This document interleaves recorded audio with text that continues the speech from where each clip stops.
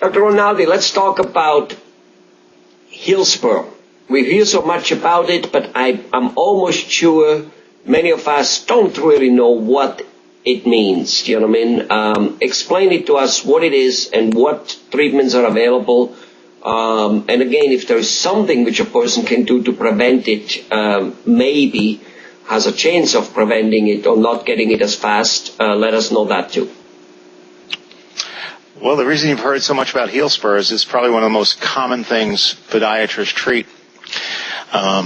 Patient will present themselves to our office complaining of pain after rest, which is an unusual presentation because most times where do they have that pain after the rest? They have pain directly in their heel, more than likely, and it would be right underneath the heel. Sometimes a patient will also complain of pain in the back of the heel along the Achilles tendon area. But for the most part, they get up in the morning, they get up from a chair, and they'll point to the arch area right where the heel begins. The word spur comes from spur on a cowboy's boot, which is what you would see if you x-rayed a patient with a true heel spur. And the reason I emphasize the word true is a spur, to be diagnosed as a spur, doesn't necessarily have to have this true bony protrusion. The true bony protrusion is what a doctor will associate with a heel spur in a novice fashion to a patient.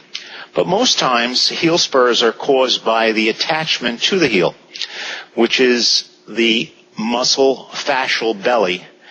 Right at the bottom of the heel, we've got three structures. They're kind of like rubber bands, and they tend not to stretch quick enough when someone gets up from rest. It actually is the bands that are not stretching quick enough, which creates the pain. The unfortunate part is years and years ago, when podiatry was in its infancy, and when Joe DiMaggio had a surgery and actually ruined his career because of heel spur surgery, what they did is they removed this giant heel spur, and lo and behold, the patient still had pain.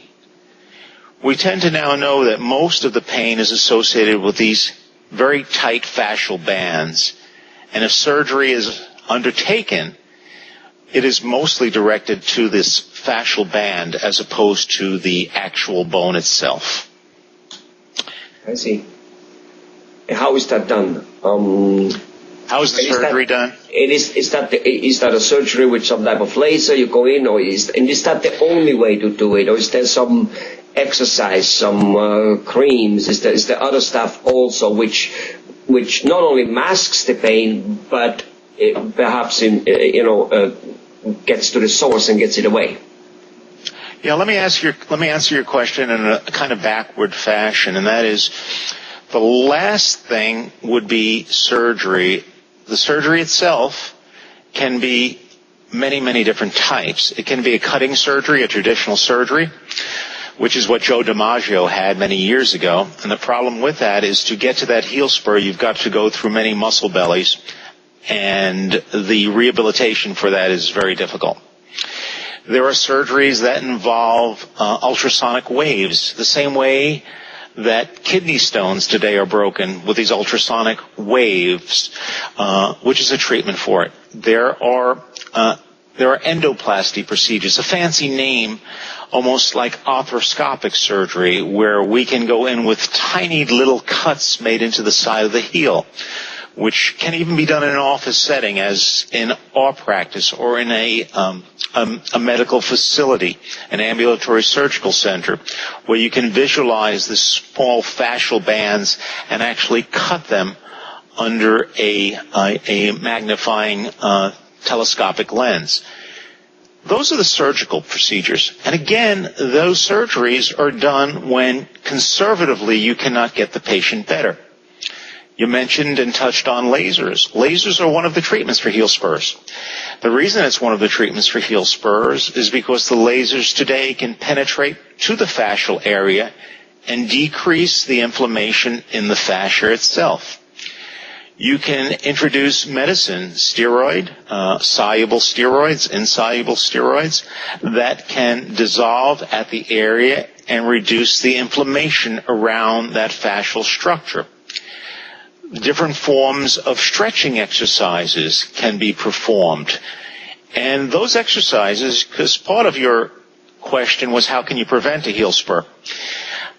You can prevent a heel spur by doing certain stretching exercises, especially after activities. And they can be as simple as bands put on the bottom of the foot and pulling the foot towards the nose. I almost would like to lay on the floor and show you, but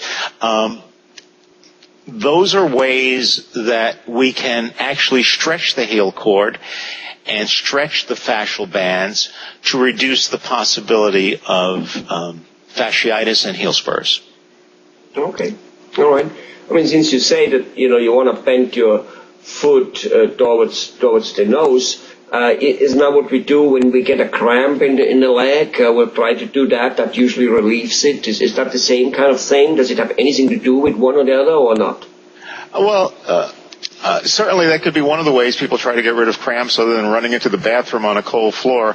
But for the most part, by extending the foot, as I'm doing with my hand, and putting a band on the bottom, right, and this being your leg, you stretch the bottom of the foot, which is where these bands occur, and you hold that to a point of tension. Sometimes I tell my patients, especially if they have young children, make it a game. Let the children press on the bottom of the foot instead of using bands. Just hold it to a count of 10, let it go, do it again, and eventually you will get that stretching, and maybe your mornings will be a little bit better. Okay. While we're on that subject matter, certain oral anti-inflammatories can help, just over-the-counter things like an Advil or Tylenol. And always, wear that orthotic or wear that sensible shoe where you can fit an orthotic into and control the foot. Yeah, we're definitely going to have to talk about orthotics a little bit more because with no doubt they seem to be fixing just an awful lots of things. I have heard all the way up to headaches. But so much for the heel spur right now. Thank you very much, Dr. Rinaldi. We'll speak to you later. Thank you as always.